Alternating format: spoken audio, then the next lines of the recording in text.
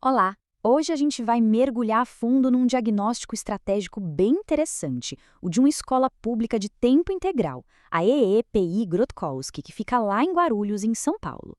A ideia aqui é entender o potencial dela, os desafios que ela enfrenta e, claro, o plano que foi desenhado para o futuro dessa comunidade. E o nosso roteiro de hoje vai ser bem direto. A gente começa olhando o potencial, o que faz essa escola ser uma escola de sonhos. Depois, vamos fazer um verdadeiro raio-x dos desafios, olhando os dados de frente.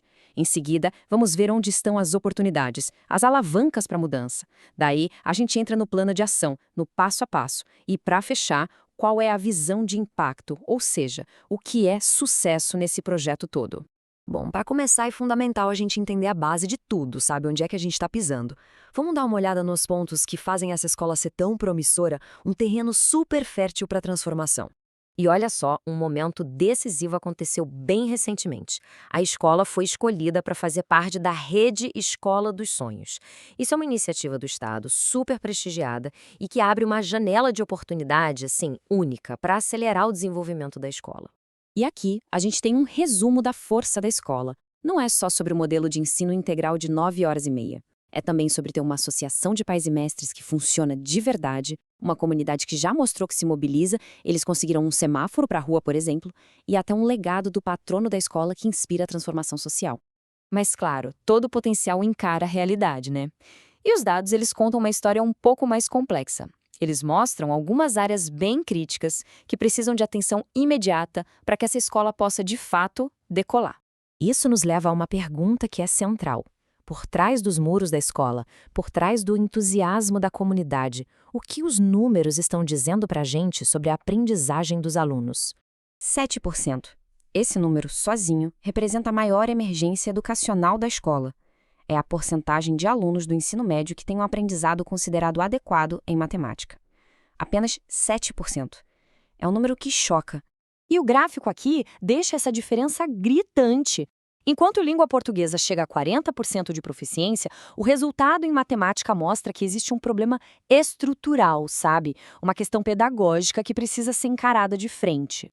E o cenário fica mais complexo quando a gente olha outros indicadores. A participação no Enem é baixíssima, o hábito de ler por conta própria também.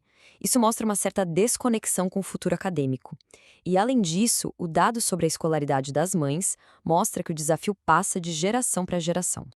Ok, vamos avançar. Porque o legal de um bom diagnóstico é que todo desafio, na verdade, esconde uma oportunidade. Chegou a hora de encontrar as alavancas que podem, de fato, gerar a mudança. É aqui que o jogo começa a virar.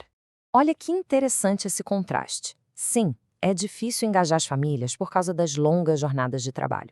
Isso é um fato. Mas já existe um núcleo de quase 30% de pais que conversam direto sobre a escola. Isso não é um obstáculo, gente. Isso é um ponto de partida estratégico, é um ativo poderosíssimo. Então, o ponto crucial é esse. A escola não está começando do zero. Ela está cercada de ativos, de forças. Tanto coisas internas, como o modelo de ensino integral, que já tem tutoria e projeto de vida, quanto externas, como o Polo Industrial de Guarulhos e serviços públicos que estão ali do lado. Beleza. Com um diagnóstico claro e com esses ativos todos mapeados, agora sim a gente consegue desenhar um plano de ação, um roteiro com passos bem concretos, pensado para gerar o máximo de resultado. A estratégia toda foi organizada de um jeito bem lógico, em 3 fases. Primeiro, diagnóstico, entender a fundo. Segundo, cocriação, construir junto com todo mundo. E terceiro, implementação, colocar a mão na massa e medir os resultados. É um ciclo que garante que o plano seja sólido e todo mundo esteja na mesma página. E aqui no cronograma a gente vê essa progressão bem clara ao longo do ano. Começa com o mergulho nos dados, lá em março e abril, passa pelo planejamento feito em conjunto em abril e maio, e depois entra na fase de execução, que vai até o fim do ano. E aqui a gente vê o plano ganhando vida, né? As ações são super específicas e atacam os problemas que a gente viu. Na primeira fase, avaliar a tecnologia e a gestão. Na segunda, integrar todo mundo que toma a decisão. E na terceira, o mais importante, lançar um projeto focado em matemática para atacar aquele número crítico de 7%. Para a gente ir fechando, vamos dar um passo para trás e olhar o quadro geral. Afinal, para que todo esse esforço? Onde a gente quer chegar? O que significa sucesso nesse projeto todo? E essa visão está alinhada lá em cima com a política educacional do Estado. Essa fala do secretário de Educação, o Renato Feder, mostra que o objetivo não é só melhorar número em prova, mas sim transformar a cultura da escola, com foco no cuidado, na colaboração. E o plano traduz essa visão em metas que a gente pode medir.